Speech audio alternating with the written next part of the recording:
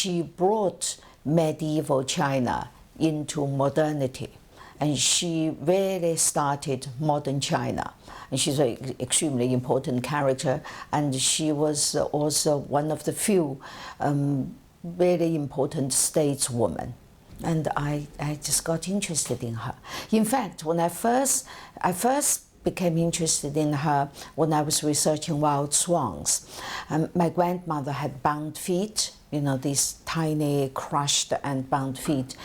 And because I grew up in communist China, I thought foot binding was banned by the communists.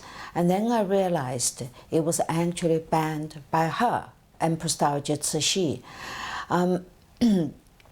That was more than 20 years ago now.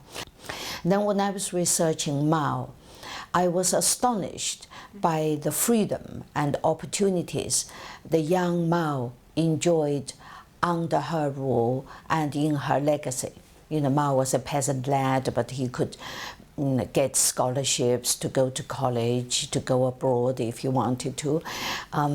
He could write for an incredibly free press. And all that happened because of the Empress Dowager.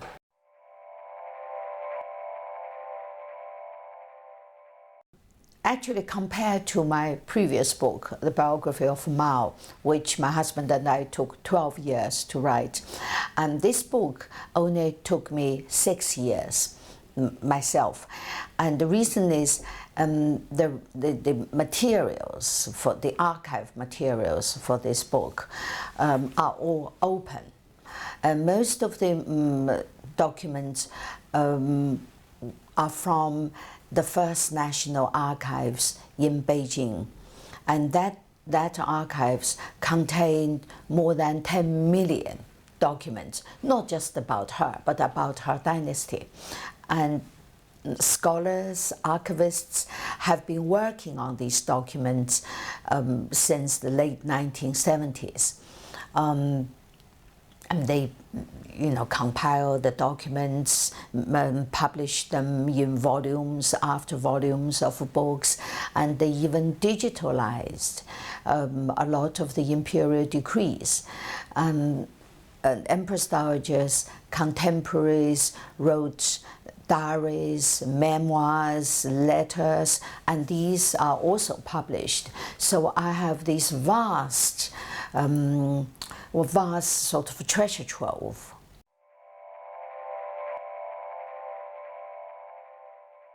The book is going to it's a revisionist view of Cixí. It's going to return Cixí to her real self, and it's going to be different from the propaganda, and it's going to be different from what most people are still thinking of her.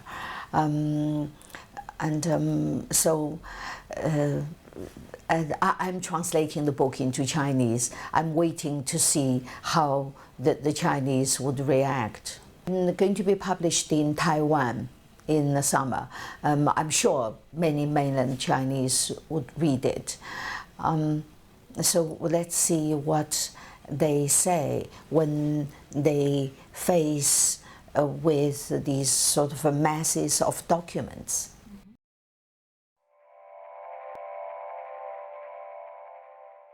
Cixí started to run China from 1861 for decades, on and off, mainly on. And her main contribution was that she opened the door of China. Before that, her husband, the emperor, and other emperors before him insisted on closing the door of China and having nothing to do with the West. And which led to, you know, the old summer palace, Yuanmingyuan, being burned. And Cixí asked this very simple question: why must we keep the door of China closed? Why can't we open the door of China and do business with the West and benefit China itself? And that simple thought changed China. She was the first person to bring China into the world and she modernized China. You know, whatever we have today, which existed in the 19th century, has been brought in by her. You know, electricity, telegrams, the railways, modern mining, modern industries, a modern army and navy, and a modern way of doing diplomacy and business and trade, and a national flag, which didn't exist before Cixí. And the educational system we have in China today has been brought in on the Western model by Cixí, who got rid of the old, very restrictive educational system. And she introduced the Western legal systems, abolished things like death by 1,000 cuts, and she espoused she championed women's liberation. She banned foot binding and gave women education and brought them encouraged them to go out of their homes. And she created a very free press, freer than what there is today even.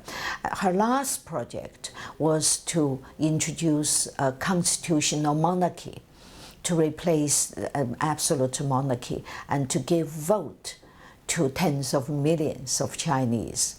And she made a 9-year program starting in 1908, but she died in 1908.